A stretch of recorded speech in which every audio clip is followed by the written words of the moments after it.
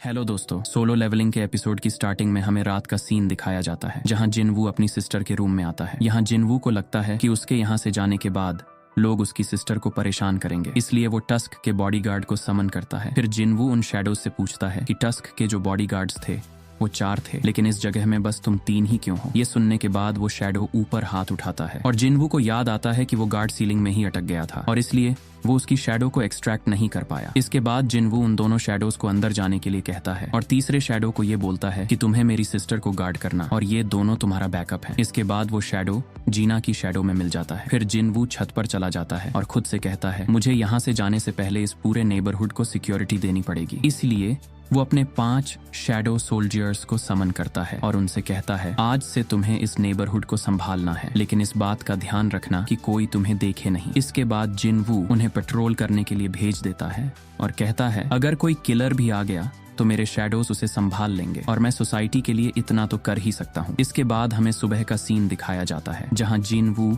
और जिनहो कार में बैठकर कहीं जा रहे होते हैं। जिनवू जिनहो से पूछता है क्या तुम्हें रात में अच्छी नींद आई। जिनहो कहता है हाँ सर, मुझे बहुत अच्छी नींद आई और आजकल के जो होटल्स हैं उनकी फैसिलिटीज भी बहुत अच्छी होती हैं। ये सुनकर जिनवू कहता है ये अच्छी बात है और जब तक हमें अपने गिल्ड के लिए कोई ऑफिशियल जगह नहीं मिलती तब तक तुम्हें वहीं रुकना चाहिए। इसके बाद जिनवू मन ही मन सोचता है मुझे ये नहीं लगा था कि ये गिल्ड मास्टर की पोजीशन को मना कर देगा, लेकिन इसने मेरे लिए उसे मना कर दिया, इसलिए मैं इसे कुछ कह नहीं सकता। फिर जिनहो पूछता है आपको ऐसा कौन सा काम पड़ गया जिसकी वजह से आपको सुबह सुबह डंजन टावर के पास जाना पड़ रहा है। लेकिन जिनवू इस सवाल का जवाब नहीं देता और बस कार का दरवाजा खोलकर कहता है मैं जल्दी वापस आ जाऊंगा। इसके बाद वो कार से निकल जाता है। इसके बाद हमें दिखाया जाता है कि जिनवू को डीमन कासल के अंदर घुसने का एक नोटिफिकेशन आता है। जिनवू खुद से कहता है इस पॉइंट से इस डंजन की डिफिकल्टी लेवल बहुत ज्यादा इंक्रीज होने वाली है, इसलिए मुझे पूरी तैयारी के साथ आना पड़ा। अब वो अपने न्यू आइटम्स को चेक करता है और कहता है ये न्यू आइटम मुझे इस डंजन की फ्लेम्स से प्रोटेक्ट करेगा। मैंने एक विंड रोब और एक रिंग खरीदी है और ये रिंग वाटर मैजिक से इम्ब्यूड हुई है। अब वो पूरी तरह तैयार है इस डंजन को क्लियर करने के लिए। उसके पास रून स्टोन भी है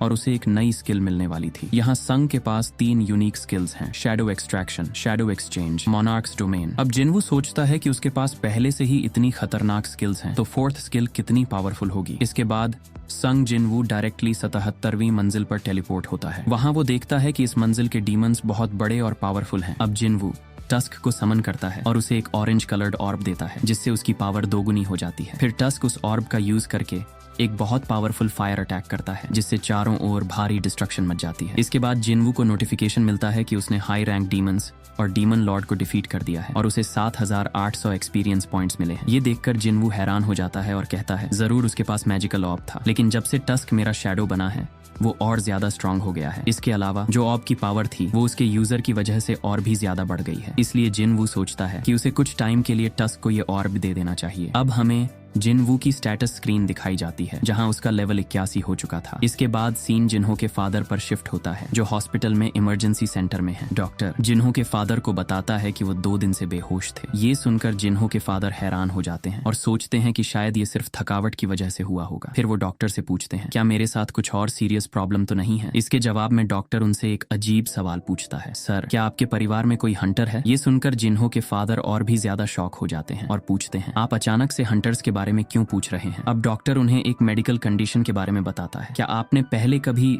इंटरनल चेंबर सिंड्रोम के बारे में सुना है। ये सुनकर जिन्हो के फादर और भी हैरान हो जाते हैं। डॉक्टर बताता है कि ये एक बहुत ही रेयर डिजीज है। ये डिजीज किसी कोमा जैसी होती है। ये डिजीज किसी की लाइफ फोर्स को धीरे धीरे खत्म कर देती है। ऐसे लोग सिर्फ लाइफ सपोर्ट की वजह से ही जिंदा रह सकते हैं। अब जिन्हो के फादर पूछते हैं इसका हंटर से क्या कनेक्शन है। डॉक्टर जवाब देता है ये बीमारी माना की वजह से होती है। आमतौर पर ये उन लोगों को होती है जो बहुत ज्यादा टाइम हंटर के साथ रहते हैं, इसलिए आपको माना स्टोन्स और हंटर्स से दूर रहना चाहिए। इसके बाद डॉक्टर उनसे पूछता है सर क्या आपके परिवार में कोई हंटर है। अब जिन्हो के फादर अपने बेटे जिन्हो के साथ हुई पिछली बातों को याद करने लगते हैं और मन ही मन सोचते हैं माना का यूज हर दिन न्यू मेथड से किया जा रहा है और इस वजह से ये बीमारी फैल रही है। इस दुनिया में जिन भी लोगों को ये बीमारी हुई है अब मैं भी उनमें से एक हूँ, लेकिन मैंने अभी तक हार नहीं मानी है। इसके बाद सीन जापान के एक आइलैंड एरिया में शिफ्ट होता है। यहाँ हम देखते हैं कि पानी के अंदर से एक एंट मॉन्स्टर का पैर बाहर निकलता है। ये एक एंट मॉन्स्टर है जिसके पंख भी हैं। ये एंट मॉन्स्टर धीरे धीरे एक गुफा के अंदर चला जाता है। फिर हमें जापान के एक आइलैंड टाउन का सीन देखते हैं जहां हमें 2 हंटर्स दिखाई देते हैं जो शहर की पेट्रोलिंग कर रहे होते हैं। तभी एक ओल्ड मैन उनके पास आता है और कहता है तुम लोगों का बहुत शुक्रिया, तुम लोग हमारे टाउन को सेफ रख रहे हो। ये सुनकर हंटर कहते हैं इसकी कोई जरूरत नहीं है। इसके बाद ओल्ड मैन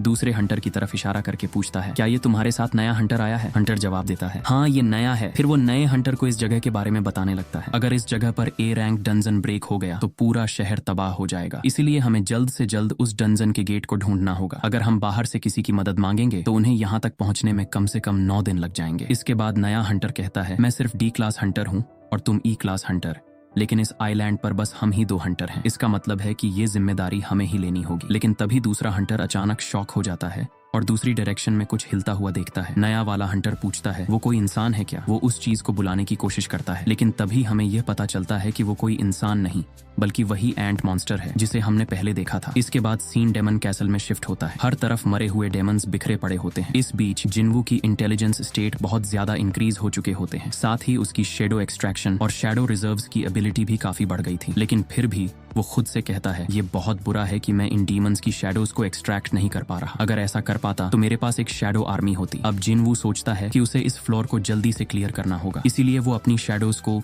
6 टीम्स में डिवाइड कर देता है और जिनवू अपनी शेडो आर्मी को ऑर्डर देता है, तुम सबको सिर्फ 2 काम करने हैं। पहला, अपने सामने जो भी दुश्मन दिखे उसे खत्म कर देना। दूसरा, अगर तुम्हें नेक्स्ट फ्लोर का एंट्री परमिट मिले तो आकर मुझे बताना। अब जाओ। इसके बाद सभी शेडोज अपने अपने रास्ते चले जाते हैं। कुछ ही देर में जिनवू को किल नोटिफिकेशंस मिलना शुरू हो जाते हैं। वो देखता है कि उसे लगातार पॉइंट्स मिलते जा रहे हैं। जिनवू ये देखकर हैरान होता है और कहता है, इस फ्लोर को क्लियर करना तो बहुत आसान हो गया। इसके बाद जिनवू सोचता है, जब तक मेरी शैडोज डिस्ट्रॉय नहीं होती तब तक मेरा माना खत्म नहीं होगा। लेकिन फिर उसे एहसास होता है कि इस फ्लोर के हाई रैंकिंग डीमंस उसकी कुछ शैडोज को दिक्कत दे सकते हैं, इसलिए वो जल्दी से एक माना पोशन निकालता है और पीते हुए कहता है, इस पोशन से मेरा माना रिचार्ज हो जाएगा, जिससे मैं ज्यादा देर तक लड़ पाऊंगा। कुछ दिन बीत जाते हैं और जिनवू देखता है कि टैंक का लेवल 24 हो चुका है। उसे इलीट रैंक प्रमोशन भी मिली है। बाकी सभी शैडोज की स्ट्रेंथ भी काफी इंक्रीज हो चुकी है। अब जिनवू खुद से कहता है, शैडो आर्मी को अलग अलग टीमों में बांटने का मेरा आइडिया बहुत अच्छा प्रूव हो रहा है। अब जिनवू को 20 और फ्लोर्स क्लियर करने हैं, लेकिन उसे उम्मीद नहीं थी कि वो इतनी जल्दी 18वीं मंजिल तक पहुंच जाएगा। फिर वो खुद से कहता है, मैं 2 दिन से इस 18वीं मंजिल में ही फंसा हूँ और अभी तक मुझे अगली मंजिल का एंट्री परमिट नहीं मिला। वो सोचता है, इसका मतलब ये है कि इस फ्लोर में बहुत हाई रैंकिंग डीमंस होंगे और वो बहुत पावरफुल होंगे। लेकिन तभी जिनवू महसूस करता है कि उसका माना बहुत तेजी से कम हो रहा है। वो मन ही मन सोचता है, मेरा माना बहुत जल्दी खत्म हो रहा है। इसका मतलब ये है कि कोई मेरी शैडोज को लगातार डिस्ट्रॉय कर रहा है। अभी इसी टाइम कहीं ना कहीं एक बहुत ही खतरनाक बैटल हो रही है। वो आगे सोचता है, मेरी शैडोज जल्दी रिजनरेट भी नहीं हो पा रही हैं। इसका मतलब ये हुआ कि दुश्मन बहुत ज्यादा स्ट्रांग है। अब सीन बदलता है और हमें देखने को मिलता है कि ये खतरनाक बैटल आयरन की टीम के साथ हो रही थी। जिनवू ये देखकर हैरान रह जाता है। मुझे यकीन नहीं हो रहा कि यहाँ कोई ऐसा डीमन है जो आयरन से भी ज्यादा ताकतवर है। इस बीच जिनवू का माना तेजी से कम हो रहा था। अब उसे एहसास होता है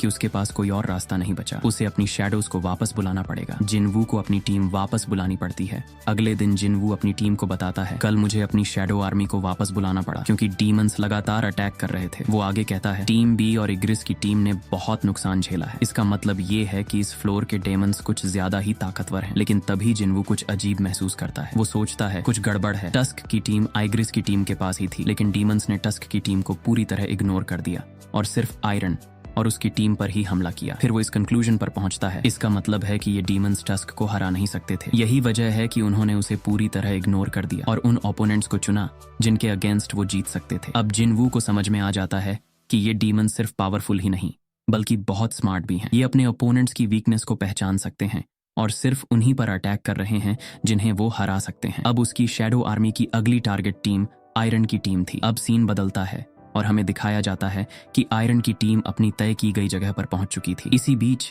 जिनवू खुद को कैमोफ्लाज की एबिलिटी से छिपा लेता है और डीमंस के आने का इंतजार करता है। कुछ देर बाद वो डीमंस वहां आ जाते हैं। अब अचानक एक डेमन आगे बढ़ता है और अपनी ब्लेड से आयरन को बीच में से काट देता है। जिनवू ये देखकर समझ जाता है, यही वजह थी कि मेरी शैडोज जल्दी रिजनरेट नहीं हो पा रहे थे। अब उसे एहसास होता है कि ये डीमंस किसी आम दुश्मन से कहीं ज्यादा खतरनाक हैं। अब जिनवू खुद बैटल में उतरने का डिसाइड करता है। जैसे ही वो आगे बढ़ता है और कहता है, मेरे शैडोज का तुम्हारे सामने कोई चांस नहीं है। लेकिन इससे पहले कि जिनवू कुछ और कह पाता, एक डीमन अचानक जिनवू पर अटैक कर देता है। लेकिन जिनवू तेजी से नीचे झुककर उस अटैक को डॉज कर लेता है और फिर पूरी ताकत से उस डीमन के फेस पर जोरदार किक मारता है। इस एक अटैक से ही वो डीमन वहीं मारा जाता है। अब संग जिनवू को 3000 एक्सपी पॉइंट्स मिलते हैं। अब 2 और डीमंस जिनवू पर अटैक करने के लिए दौड़ते हैं, लेकिन जैसे ही वो अटैक करने वाले होते हैं वो देखते हैं कि जिनवू अचानक गायब हो गया है। वो दोनों डीमंस हैरान रह जाते हैं। अचानक जिनवू उनके ठीक सामने अपीयर होता है और अपने डैगर्स से उन्हें खत्म कर देता है। इन डीमन नाइट्स को मारने के बदले उसे 6000 एक्सपी पॉइंट्स मिलते हैं। अब जिनवू आखिरी बचे हुए डीमन के पास पहुंचता है। वो खुद से सोचता है, मैं हमेशा सोचता था कि क्या मॉन्स्टर्स भी डर जैसी फीलिंग्स महसूस कर सकते हैं, लेकिन अब मुझे मेरा जवाब मिल चुका है। और इसी के साथ आज की वीडियो खत्म होती है।